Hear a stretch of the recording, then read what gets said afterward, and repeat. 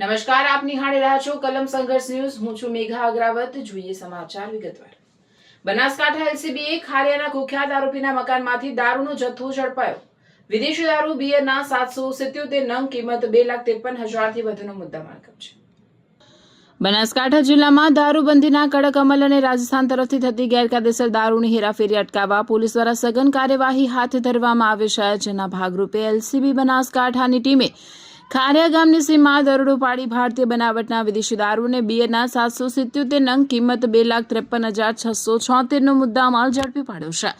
Police મહાનિરીક્ષક Banaskantha range Palanpur Parikshit Rathod IPS તથા police અધિક્ષક બનાસકાંઠા પ્રશાંત સુંબે આઈપીએસની સૂચના અને માર્ગદર્શન હેઠળ એલસીબીની અલગ અલગ ટીમો દ્વારા દારૂબંધી અંગે કાર્યવાહી હાથ ધરવામાં આવી હતી. દરમિયાન એલસીબી ટીમને મળેલ બાતમીના આધારે ખારિયા ગામની સીમમાં ગજેન્દ્રસિંહ અભયસિંહ વાઘેલાના ખેતરમાં આવેલા રહેણાંક મકાનમાં રેડ કરવામાં આવી હતી. પોલીસ રેડ દરમિયાન મકાન માલિક ગજેન્દ્રસિંહ વાઘેલા હાજર મળી આવ્યો ન હતો.